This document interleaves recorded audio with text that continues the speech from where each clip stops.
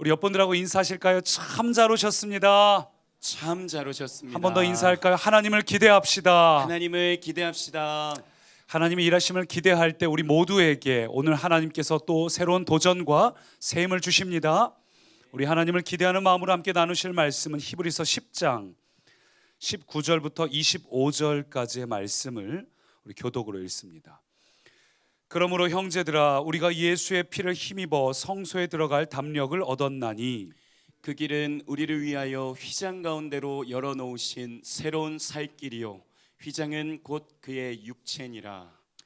또 하나님의 집 다스리는 큰 제사장이 계심에 우리가 마음의 뿌림을 받아 악한 양심으로부터 벗어나고 몸은 맑은 물로 씻음을 받았으니 참 마음과 온전한 믿음으로 하나님께 나아가자. 또 약속하신 이는 믿으시니 우리가 믿는 도리의 소망을 움직이지 말며 굳게 잡고 서로 돌아보아 사랑과 선행을 격려하며 함께요. 모이기를 패하는 어떤 사람들의 습관과 같이 하지 말고 오직 권하여 그날이 가까움을 볼수록 더욱 그리하자. 아멘. 우리가 오늘은 새로운 미래를 위한 과제라는 제목으로 말씀을 나눕니다.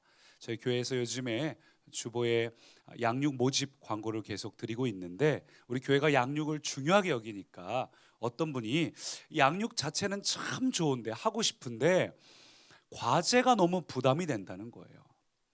과제가 없으면 좀 할만한데 매주마다 말씀 암송해야죠. 말씀이 또 쌓여가지요. 그리고 매일같이 해야 될 분량이 있지 않습니까? 우리가 믿음의 삶이나 변화의 삶부터는 매일같이 5일 동안 예습을 해야 되니까 그게 좀 부담이 된다는 거예요. 양육은 너무 좋은데 과제만 좀 없으면, 말씀 암송 좀 안 하면, 예습 좀 안 하면 좀 할만하겠는데, 저도 그 마음이 이해가 됩니다. 이 말씀 암송이라는 게 해가 갈수록 잘 외워지지가 않죠. 근데 이유가 있어요. 우리가 단순히 진도 나가는 게 목적이 아니라 우리 인생의 변화가 목적이기 때문입니다. 여러분, 양육은 성경 지식을 배우는 게 아닙니다. 삶의 변화가 목적입니다. 삶의 변화는 치열한 고민이 필요합니다. 과연 그러한가? 정말 내가 그렇게 살고 있나? 내가 정말로 다른 곳을 바라보고 있나? 이 치열한 고민이 있을 때 비로소 삶의 변화가 시작이 됩니다. 그래서 우리가 한 주간을 그냥 살다가 주일에 와서 강의를 듣는 게 아니라 한 주 동안 예습을 하면서 미리 그 본문을 갖고서 우리가 정해진 걸 묵상하면서 내가 어떻게 살고 있나, 내가 정말 제대로 살고 있나, 내 방향은 옳은가, 끊임없이 고민을 하고 그 치열한 고민이 쌓여서 주일에 함께 모여서 우리의 치열한 고민을 했던 것을 나누고 그리고 우리가 함께 나아가야 될 방향을 함께 점검하고, 이것이 양육이지요. 삶의 변화가 이루어지려면 반드시 과제가 필요합니다. 우리가 아무런 과제나 훈련이 없다면 절대로 성장할 수 없습니다. 심지어 초등학생들도 과제가 있지요. 예습하고 복습하고. 과제는 부담이 됩니다. 그러나 과제를 통해서 우리는 성장합니다.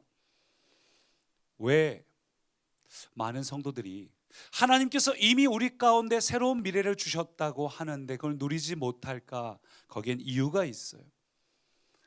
하나님께서 우리의 영적 성장을 위해서 주신 과제가 있습니다. 말씀과 기도라는 과제입니다. 하나님의 말씀에 순종하고 기도를 통해 하나님의 뜻을 발견하고 하나님과 친밀한 사귐으로 나아가는 이 기도와 말씀이란 영적 과제를 주셨는데 우리가 그걸 하지 않기 때문이에요. 영적 과제를 하지 않으니까 우리가 계속해서 강조하고 있는 이 하나님의 새로운 미래를 온전히 누리지 못합니다. 여러분, 그러므로 우리가 영적 과제에 대해서 우리의 생각을 바꾸시기 바랍니다. 영적인 과제는 부담스러운 게 아니에요. 과제만 없으면 예수 믿을만 한데, 여러분, 영적 과제는 하나님께서 우리를 사랑하시기 때문에 주시는 겁니다. 영적 과제를 부담스러운 의무로 생각하지 마세요. 나의 성장을 기대하는 하나님의 사랑이에요. 부모가 자녀를 사랑하듯이, 부모가 우리 자녀를 보면서 우리 아이들이 앞날이 점점 커가는 걸 기대하듯이, 부모가 현재 머무르는 것이 아니라 계속 자라가기를 기대하는 것처럼 하나님께서도 오늘 우리가 아름답게 성장하기를 기대하시는 그 하나님의 사랑입니다. 영적 과제는 부담이 아니라 사랑입니다. 영적 과제는 나에게 주어진 그 새로운 미래를 현실로 만드는 시간입니다. 여러분, 그래서 저는 지금 우리가 진행하고 있는 우리 이 40일의 기도 행전, 우리 이 기도 행전의 시간을 통해서 영적 과제인 이 말씀과 기도를 우리 모두가 잘 수행해서 저는 여러분 모두가 영적인 체력을 키워서 하나님의 나라의 강한 군대가 되기를 축원합니다. 어떤 영적 전쟁에서도 무너지지 않고 어떤 싸움에서도 약해지지 않고 승리할 수 있는 하나님의 강인한 군대가 되기를 축원합니다. 근데 하나님께서는 영적 과제를 좀 부담스러워하는 이들, 싫어하는 이들을 위해서 오늘 이렇게 말씀하세요. 히브리서 5장 같이 읽습니다. 때가 오래되었으므로 너희가 마땅히 선생이 되었을 터인데 너희가 다시 하나님의 말씀의 초보에 대하여 누구에게서 가르침을 받아야 할 처지니 단단한 음식은 못 먹고 젖이나 먹어야 할 처지가 되었도다. 히브리서 6장도 말합니다. 그러므로 우리가 그리스도의 도의 초보를 버리고 죽은 행실을 회개함과 완전한 대로 나아갈지니라. 아직도 초보라는 거예요. 여러분의 신앙생활은 어떻습니까? 혹시 신앙의 연수는 오래되었는데 예수를 믿은 지 5년, 10년, 15년, 20년이 지났는데 아직도 그때나 지금이나 별반 다르지 않고 성장하지 않고 머물러 계시지 않나요? 그때 내가 했던 고민들, 이거 좀 변화됐으면 좋겠는데 왜 안 될까? 아직도 혹시 그 고민을 하고 계시지 않습니까? 아직도 그 단계를 넘어가지 못하고 계속 괴로워하지 않습니까? 아니 이제 그것을 너무 오랫동안 씨름해서 그냥 포기하고 살지는 않습니까? 여기가 좋사오니 그냥 머물러 계시지 않나요? 우리 교회는 거의 없는 것 같은데 다른 곳에는 그런 분들이 간혹 있는 것 같아요. 어른 아이 신앙, 성인 아이 신앙, 잘하지 않는 신앙, 초보의 신앙. 본문 보면 초대교회도 그런 성도가 많았습니다. 그래서 20절 보니까 이렇게 말합니다. 그 길은 우리를 위하여 휘장 가운데로 열어놓으신 새로운 살 길이요 휘장은 곧 그의 육체니라. 무슨 얘기냐? 하나님이 우리를 위하여 예수 그리스도의 십자가의 은혜를 통해 하나님께 나아갈 수 있는 새로운 살 길을 열어주셨다. 우리가 이제 가야 될 진정한 길, 우리를 살리고 승리하고 우리를 일으키고 우리에게 하늘의 복을 누릴 수 있는 길을 열어주셨다는 거예요. 그런데 당시에 초대교회 어떤 이들은 믿음의 초보에 머물러 있었습니다. 좀처럼 하나님의 과제가 부담스러워서 앞을 향해 나아갈 생각을 하지 않고 그 자리에 머물러 있다 보니까 흔들려요. 넘어집니다. 부담스럽다고 느끼다 보니까 자꾸 쓰러집니다. 그래서 다시 옛 길로 돌아갑니다. 다시 자기의 길로 돌아갑니다. 쓰러지는 자들이 있었습니다. 그게 안타까워서 히브리서 기자는 22절에서 이렇게 강조합니다. 같이 읽을까요? 우리가 마음의 뿌림을 받아 악한 양심으로부터 벗어나고 몸은 맑은 물로 씻음을 받았으니 참 마음과 온전한 믿음으로 하나님께 나아가자. 옛 길로 돌이키지 말고 다시 예전 길로 돌아가지 말고 하나님이 열어주신 살 길, 새로운 길, 우리를 일으키는 그 길로 나아가자. 다른 곳 보지 말고 좌로나 우로나 치우치지 말고 나아가자 도전하고 있습니다. 히브리서 기자는 오늘도 우리에게 도전합니다. 새로운 살 길을 열어주신 그 하나님을 향해서 여러분 참 마음과 온전한 믿음으로 나아가시기를 축원합니다. 흔들리는 마음이 아니라, 낙심하는 믿음이 아니라, 자꾸만 딴 곳을 바라보는 모습이 아니라 오늘 이 시간 우리의 마음을 결단하시기 바랍니다. 주님이 원하시는 그 길을 걸어가겠습니다. 여러분 그렇게 나아가려면 이를 위해서 두 가지 과제를 오늘 히브리서 기자가 우리에게 제시합니다. 그 첫 번째 한번 따라 하실까요? 사랑의 격려자가 되자. 우리가 그 길을 걸어가기 위해서 우리가 해야 될 첫 번째 과제는 사랑의 격려자가 되자. 24절을 같이 읽습니다. 서로 돌아보아 사랑과 선행을 격려하며. 우리가 기억해야 될 첫 번째는 서로 돌아보아서 먼저는 사랑을 격려하자는 겁니다. 히브리서 당시에 초대교회 성도들은 아까 나눈 것처럼 너무너무 현실적으로 어려우니까, 핍박과 환란이 있으니까 교회에서 떨어져 나간 성도들이 있었어요. 심지어는 교회 리더십 중에도 데마처럼 세상을 사랑해서 떠난 자, 믿음에 흔들려서 떠난 자들도 있었습니다. 그렇게 하나님을 떠나 자기의 길로 가는 사람들이 점점 늘어가니까 교회들이 흔들립니다. 교회 안에서 어려움들을 겪게 되는 거예요. 자꾸 떠나가는 이들이 많아지고 있어요. 근데 사실 본문이 기록된 그때나 지금이나 대부분의 사람들은 자기 자신만 생각하며 살아갑니다. 내가 하나님 앞에 신앙생활을 잘 하고 있으면 옆에 다른 이들이 넘어지고 있는지 쓰러지고 있는지가 잘 보이지가 않아요. 특별히 현대 시대가 더 그런 것 같습니다. 우리 현대 시대가 얼마나 바쁜지요. 바쁘다 보니까 다른 사람들을 생각할 여유가 좀처럼 없습니다. 너무 바빠요. 또 요즘 시대의 어떤 라이프 스타일이 혼자에 익숙한 시대잖아요. 점점 혼자가 익숙해져서 요즘에는 혼밥족들이 많아졌죠. 요즘 카페도 가보면 혼자 앉아있는 사람들이 많다 보니까 혼자서 노트북 펼쳐놓고 4인용 테이블 차지하고 있는 경우가 많아지니까 카페 중앙에다가 길쭉하게 테이블 해놓고서 혼자 온 사람들이 좀 앉을 수 있는 그런 공간을 만들어줬어요. 식당도 가면 혼자 온 사람들이 그냥 창밖에 보면서 밥 먹을 수 있도록 혼밥족 테이블을 만들어 놨더라고요. 요즘 마트를 가도 혼자 사는 사람들 1인 가구들이 많아지다 보니까 그들을 위해 좀 적게 준비된 음식들이 좀 나오기 시작을 했습니다. 이게 우리 어떤 라이프 스타일이 돼버렸어요. 혼자에 익숙한 시대. 혼자에 익숙하다 보니까 사람이 어려워져요. 관계의 어려움을 겪는 사람들이 요즘 정말 많아졌습니다. 그래서 지난 수요일 날 기사를 보니까 직장인들이 직장을 그만두는 이유가 뭔지 아세요? 직장에 일이 스트레스를 받아서가 아니에요. 직장인의 80%, 즉 10명 중 8명이 일 때문이 아니라 사람과의 관계 때문에 그만둔다는 거예요. 그 직장은 좋은데, 일도 맞는데, 뭐 봉급도 맞고 다 좋은데 관계 때문에 윗사람 아랫사람 옆에 있는 동료가 힘들어서 그만두는 사람이 80%더라. 여러분들 교회도 마찬가지예요. 21세기 교회 연구소에서 평신도의 교회 선택과 교회 생활 만족도를 조사를 해봤더니 교회를 떠나는 이유가 뭘까? 가장 많이 선택된 두 가지 이유가 뭐였냐면, 첫 번째는 성도들과의 갈등, 두 번째는 깊은 교제의 어려움이에요. 목장 안에 들어가서 깊은 교제를 나누어야 되는데 그 마음을 여는 게 너무 어려워요. 혹은 반대로 마음을 나는 좀 열고 깊이 들어가고 싶은데 그렇게 안 하려는 사람들이 있어요. 그래서 이런 관계가 참 어렵다라고 호소를 합니다. 여러분, 상황이 이렇다 보니까 요즘 교회 안에서는 나 혼자, 나 중심적인 신앙생활 하는 분들이 정말 많아졌어요. 저희 교회는 그래도 작으니까 어떻게든 오면은 좀 티도 나고 또 목장도 들어가는 분위기가 좀 원활하게 되고 있지만, 좀 큰 교회 가면, 대형 교회 가면 대형 교회 안에서 그냥 목장이 들어가지 않은 채 익명성이 보장되니까 조용히 와서 예배만 딱 드리고 그냥 돌아가시는 분들이 점점 많아지고 있습니다. 왜요?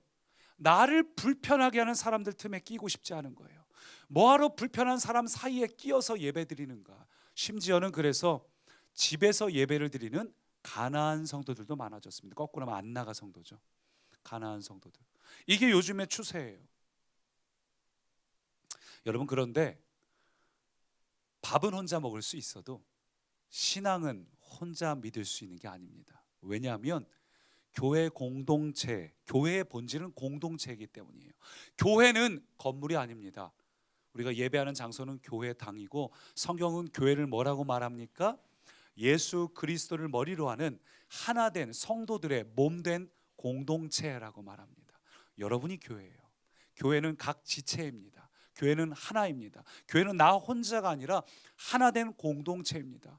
그래서 신앙생활은 공동체입니다. 함께하는 게 신앙입니다. 절대로 혼자 믿을 수 없어요.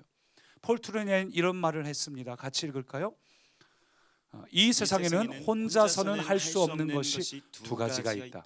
하나는 결혼하는 것이고 하나는 그리스도인이 되는 것이다. 그리스도인이 된다는 것, 예수를 믿는다는 건 혼자가 아닙니다. 그래서 오늘 본문이 뭘 이야기하는 거죠? 서로 돌아보아 격려하라. 돌아보라. 그냥 돌아보는 게 아니야. 이 단어를 원뜻대로 보면은, 원어대로 하면 주의 깊게 돌아보다는 뜻이에요. 이게 예수를 깊이 생각하라 할 때 그거랑 같은 단어거든요. 옆에 있는 사람이 정말 잘하고 있는지를 슬쩍 돌아보는 것이 아니라 정말 그를 돌아보고 격려하고 함께 가라는 의미예요. 여러분, 우리가 오늘날 교회 공동체 안에서 서로를 돌아봐야 될 이유가 뭘까요? 서로 사랑을 격려해야 될 이유가 뭘까요? 그렇게 함께 신앙생활을 해야지만 영적인 전쟁에서 승리할 수 있습니다. 예수를 믿는다는 게, 또 그리스도인으로 살아간다는 게 눈으로 보기에는 그냥 다른 바가 없는 것 같지만, 여러분이 예수를 믿은 이상 우리는 치열한 영적 전쟁의 한복판에 있습니다. 대장 되신 예수 그리스도를 잘 따라가는 이는 문제가 없습니다. 하나님과 깊은 사귐에 있는 자는 문제가 없습니다. 근데 그렇게 살기가 쉽지가 않죠. 그래서 공동체 안에 들어가 있어야 돼요.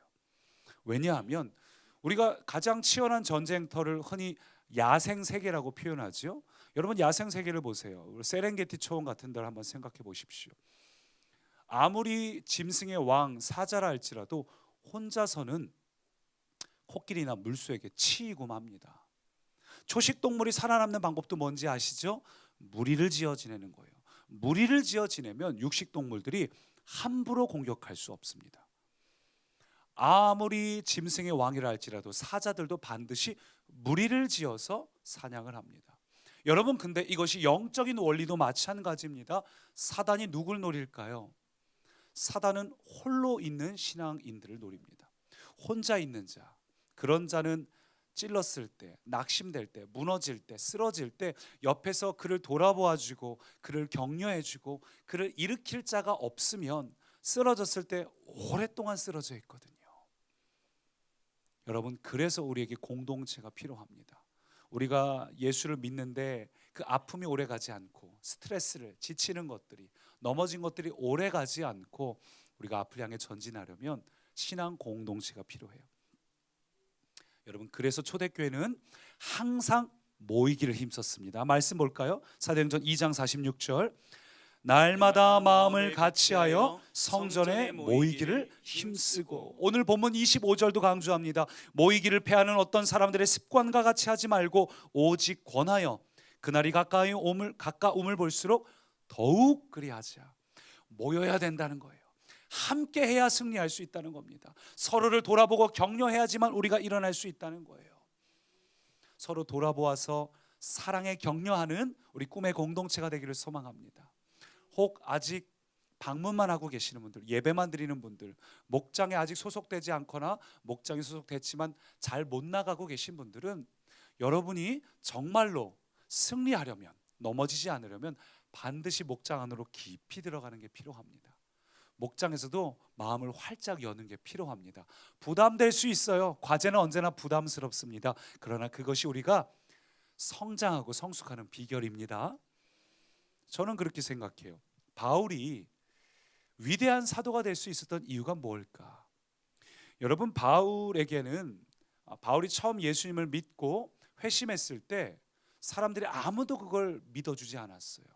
그는 초대교인들을 잡아 죽였기 때문에 저 인간 저거 회심한 척하고 교회 중심부로 들어와서 교회 리더를 싹 다 끌고 갈 작정이야 해서 전부 의심했습니다. 그래서 바울이 예수님을 믿고 너무너무 열정이 뜨거운데 아무도 자기를 믿어주지 않으니까 아라비아 광야로 가서 3년 정도를 그저 고독하게 시간을 보내요. 물론 그것도 하나님의 계획이었지만 그런 바울을 주의 깊게 살펴본 사람이 있어요. 바나바입니다. 바나바는 바울을 돌아보았습니다. 그리고 찾아가서 만나고 대화해 보니까 진짜예요. 진짜 믿었어요. 그러니까 바나바가 바울을 데리고 예루살렘 교회로 데리고 와서 그를 소개합니다. 보증을 합니다. 그리고 그가 하나님의 일을 할 수 있도록, 하나님을 섬길 수 있도록 그 길을, 하나님의 길을 바나바가 열어줘요. 이런 바나바의 사랑의 격려 때문에 우리가 잘 아는 위대한 사도가 탄생했습니다. 신약 성경의 절대 다수를 기록한 위대한 사도 바울, 전 세계를 다니며 복음을 전했던 그 위대한 여정의 시작은 바나바라는 한 사람의 격려자 때문이었습니다. 아무도 눈여겨보지 않는 그를 수고롭게 다가가서 돌아보고 격려하고 위로해줬던 한 사람이 그 출발이었습니다. 저는 우리가 바나바와 같은 사람이 되기를 소망합니다. 아유, 우리 목장엔 바나바 같은 사람이 없어. 그러지 마시고 우리가 바나바 같은 사람이 되기를 축원합니다. 가는 곳마다 문제를 일으키고 관계를 깨트리는 그런 류의 사람이 아니라 가는 곳마다 화합하고 소망이 되고 힘이 나고 그 사람만 만나면 치유가 되고 해결이 되는 그런 바나바와 같은 격려자 되시기 바랍니다. 그 사람만 만나면 그냥 힘이 쭉 빠져. 영적인 에너지를 그냥 다 뺏기는 그런 사람 말고 만나면 회복되고 열정이 일어나고 다시 한번 타오를 수 있는 영적인 충전소와 같은 그런 우리 한 사람 한 사람 되기를 소망합니다. 사랑의 격려자. 여러분, 근데 오늘 본문을 한번 잘 생각해 보십시오. 사랑의 격려자가 되자는 건데 이 사랑이란 표현이 서로를 돌아보며 사랑하자는 의미가 아니에요. 어떤 사랑, 특별한 사랑을 우리가 서로 할 수 있도록 격려하자는 의미인데 그게 무슨 이야기일까? 요한복음 5장을 한번 같이 읽을까요? 다만 하나님을 사랑하는 것이 너희 속에 없음을 알았노라. 오늘 본문이 이야기하는 것은 하나님을 더 사랑하자, 그것을 격려하자는 거예요. 그냥 서로 사랑하라는 의미가 아니라 어떻게 하면 하나님을 더 사랑할 수 있을까, 그것을 격려하라는 의미입니다. 왜냐하면 오늘날 많은 성도님들 안에 하나님은 믿지만 하나님을 사랑하는 것이 없습니다. 여러분, 이 두 가지는 구분되어야 합니다. 하나님을 믿는 것과 하나님을 사랑하는 것은 다릅니다. 오늘날 교회 안에 많은 사람들이 하나님을 믿습니다. 교회에 나옵니다. 수요일도 나오고 금요일도 나오기도 합니다. 새벽 예배도 나옵니다. 근데 하나님을 믿는 것과 하나님을 사랑하는 것, 하나님과 깊고 친밀한 사귐이 있는 것은 조금 다릅니다. 교회에 나온다고 해서 사랑하는 것이 아니라, 우리는 교회 믿는 것에서 멈추는 것이 아니라, 예수님을 영접한 것에서 그치는 것이 아니라 거기서 한 걸음 더 나아가서 뭘 해야 될까요?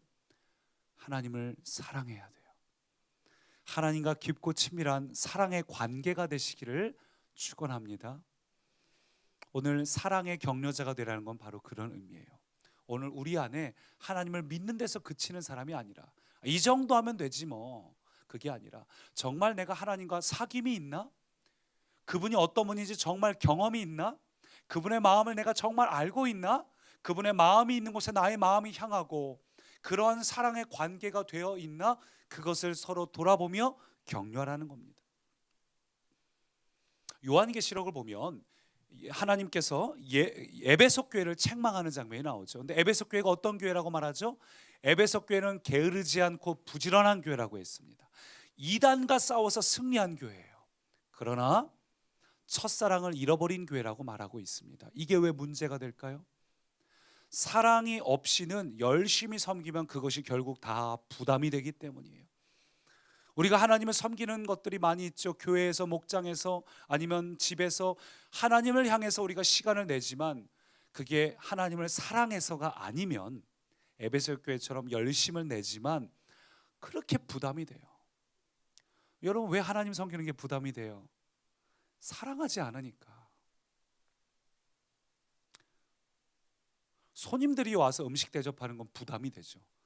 근데 내 자식은 사랑하니까 내가 요리를 못해도, 집에 반찬이 없어도 사랑하니까 자동으로 움직여지는 거 아니에요?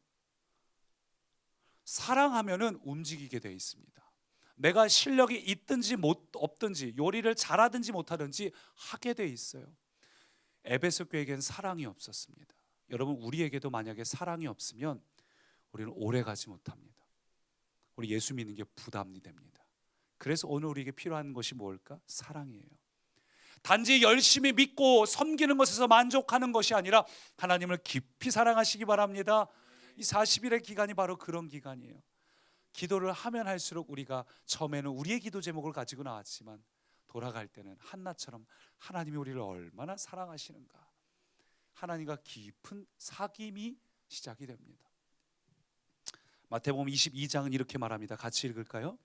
예수께서 이르시되 내 마음을 다하고 목숨을 다하고 뜻을 다하여 주 너의 하나님을 사랑하라 하셨으니 이것이 크고 첫째 되는 계명이요.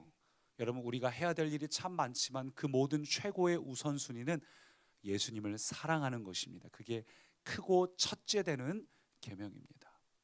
오늘 우리가 목장에 모여서도 여러 가지 해야 될 일들이 있어요. 서로를 돌아봐야 됩니다. 얼마나 힘들었는지, 한 주간 얼마나 피곤한 일들이 있었는지, 또 어떤 일들로 그 마음이 어려웠는지 위로도 하고 삶의 얘기도 나누고 자녀 얘기도 하고. 그러나 우리가 모임에서 가장 먼저 우선순위로 다뤄야 될 부분은 내가 정말 주님을 사랑하는가? 정말 주님을 사랑하는가? 내가 하루 동안 하나님에 대해서 얼마나 자주 오래 생각하는가? 근데 희한하게 40일 기도를 하면서 점점 그게 더 많아지는 것 같아요. 사랑하는 마음이. 주님을 사랑해서 시작한 그 자리이기 때문에 여러분, 이 40일의 자리, 하나님을 사랑하는 자리가 우리 안에 넘치기를 소망합니다. 사도 바울은 말합니다. 빌립보서 2장을 보니까 제가 읽습니다. 그리스도 안에서 여러분은 서로 격려하고 있습니까? 그리스도의 사랑으로 서로 위로하며 성령으로 교제하고 있습니까? 사랑의 교제, 사랑의 격려가 우리에게 있는가? 고린도전서 8장은 이렇게 말합니다. 같이 읽죠. 또 누구든지 하나님을 사랑하면 그 사람은 하나님도 알아주시느니라. 하나님을 사랑하는 게 왜 중요하냐면 하나님은 인격이기 때문이죠. 인격. 제게는 두 아들이 있지만 하나들은 제가 나갈 때마다 집 문 앞까지 배웅을 옵니다. 제가 들어가면 맞이하러 나옵니다. 몇째 아들인지 얘기하지 않겠습니다. 근데 하나들은 심드렁하게 누워서 저를 보내고 집에 들어가도 누워 있습니다. 어려서 그런가?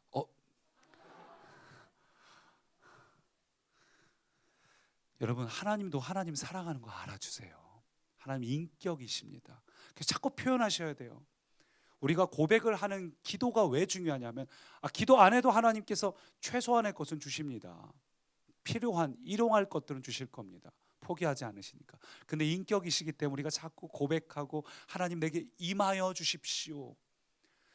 하나님을 초대해야 되는 이유가 거기 있어요. 라오디게아 교회에게도 그랬잖아요. 교회 믿는 자들인데도 내가 문 밖에서 두드린다고 하지 않습니까? 자꾸 우리가 주님을 초대해야 됩니다. 주님 우리의 자유의지를, 주님 인격적인 분이라 우리를 존중하기 때문에 우리가 초대해야 됩니다. 반대로 우리가 하나님을 사랑하면 하나님 우리를 기뻐하시게 돼 있어요. 그래서 하나님을 사랑하는 건 결국 나를 위한 것이 돼요. 하나님을 위해 쓰는 시간, 하나님을 위한 우리의 그 목장에서 격려하는 것은 결국은 우리 안에 큰 기쁨으로 돌아오게 돼 있습니다.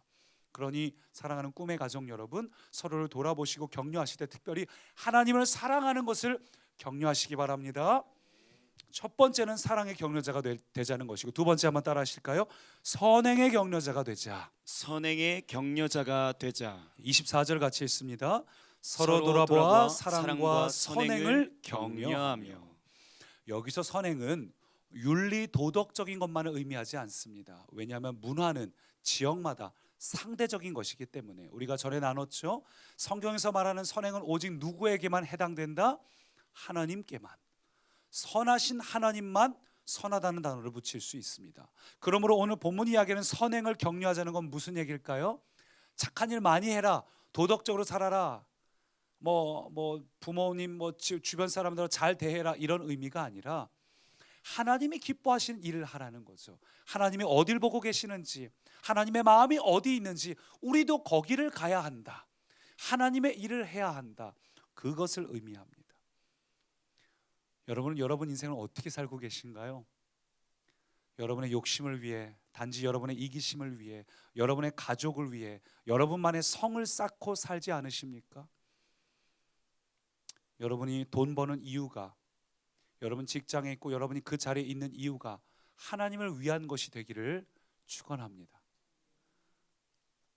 갑자기 생각이 나는데 얼마 전에 엘피스 모임을 갔을 때였던 것 같은데, 우리 학생초의 권진근 집사님이 지금 그 일하는 걸 쭉 이야기하는데 사업을 하고 계시니까 사업이 정말 잘 돼야 될 것 같다고, 사업 좀 성공 좀 해야겠다고 하면서 뒷이야기를 하신 게 뭐냐 하면, 그날도 그 모임을 못 올 뻔했다가 오셨거든요.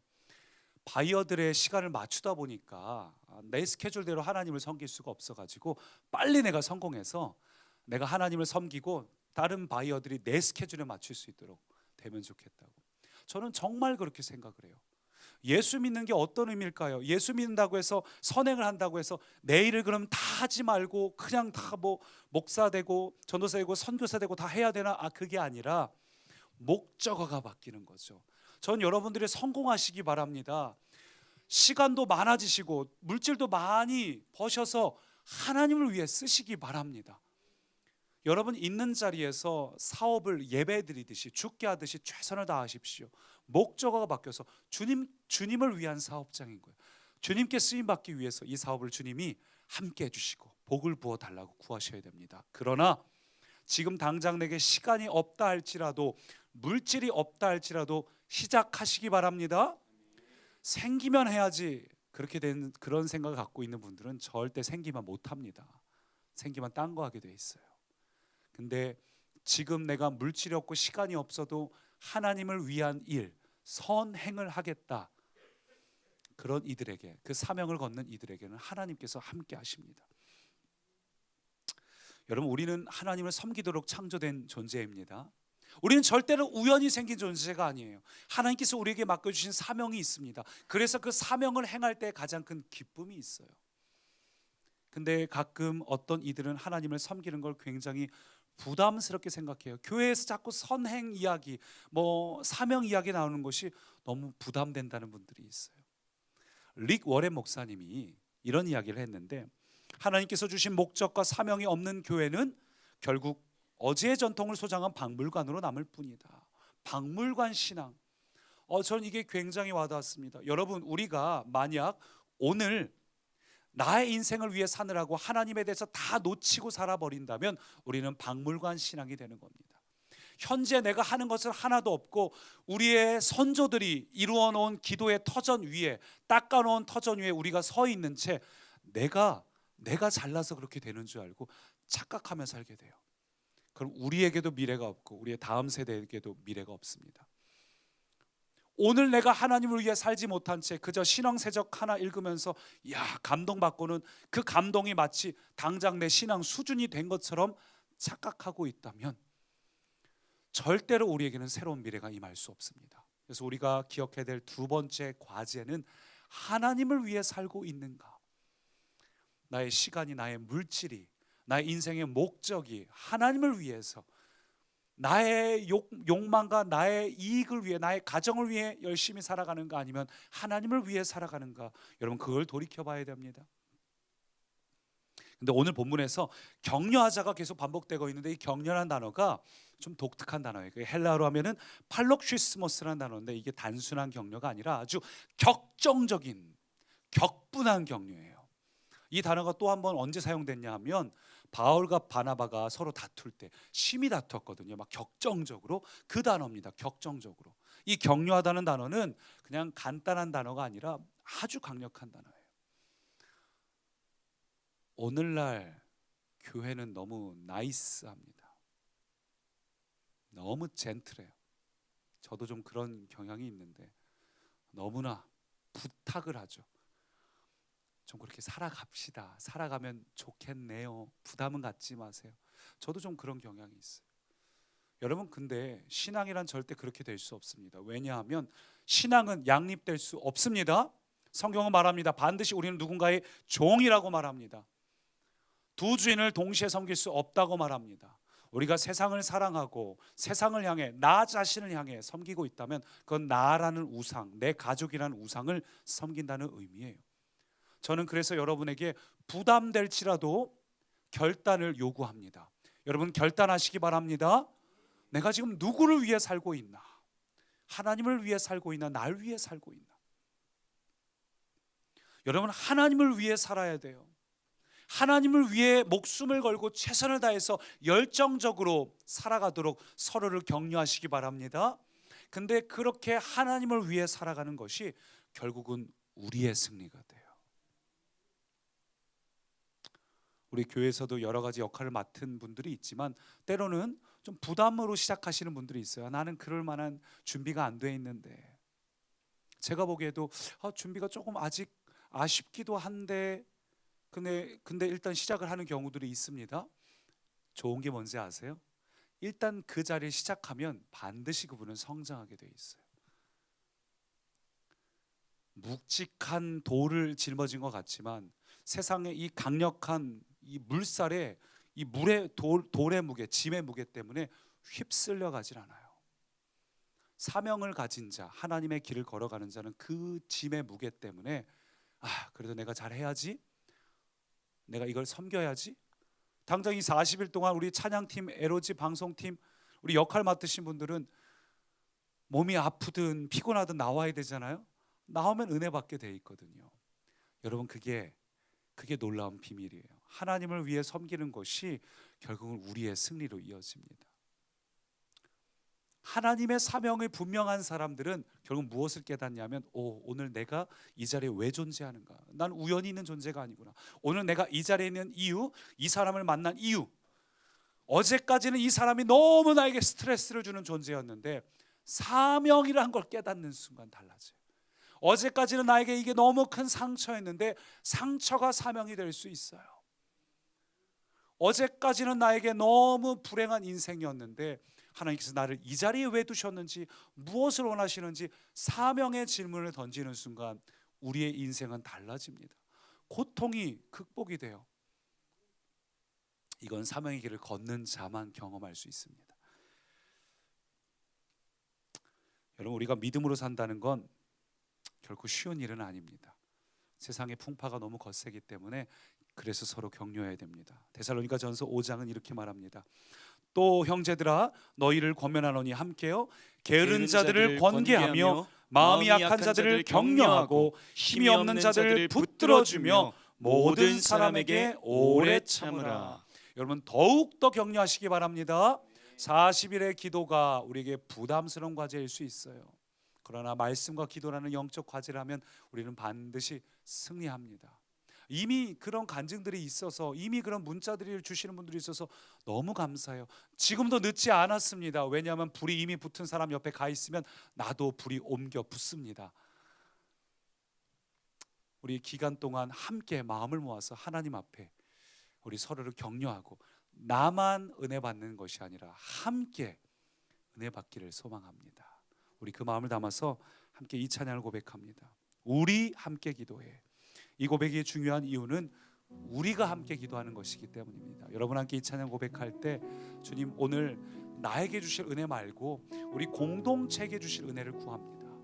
하나님을 사랑하고 하나님을 위해 살아갈 때 하나님 우리에게 이 은혜 회복이 우리 공동체의 한 사람도 예외 없이 모두에게 부어달라고 함께 찬양합시다. 우리 함께 기도해. 우리 함께 기도해. 주 앞에 나와 무릎 꿇고 그 베푸시는 주 하늘을 향해 두 손 한 번 더 들고 우리가 함께, 우리 주님, 우리가 마음을 모아 함께 기도해. 주님 앞에 나아갑니다. 주 앞에 나와 겸손히 무릎 꿇고 그 주를 찾는 자에게 긍휼을 주시는 주님, 우리가 주님을 향해 하늘을 우리의 마음을 엽니다. 두 손 들고 그런 자에게 하늘 문이 우리 열리고 공동체 위에 은혜의 빛이 은혜의 단비가 이 땅 가득 내리도록 기다리는 자에게 마침내 주 오셔서 은혜의 빛을 우리의 가정, 우리의 공동체 위에 부으시도록 한 번 더 하늘 문이 열리고 하늘 문이 열리고 은혜의 빛을 우리의 가정, 우리의 교회 공동체 가득히 부어주십시오. 기도하며 기다리는 자에 마침내 오셔서 의의 빛을 우리 위에 부으시도록. 우리 그 기대와 소망을 담고 함께 기도할 때 주님, 우리와 우리 가정뿐 아니라 우리의 공동체 위에 하나님의 은혜를 부어주십시오. 이 40일의 과제를 우리가 주님 안에 기쁨으로 기대하는 마음으로 함께 기도하겠습니다.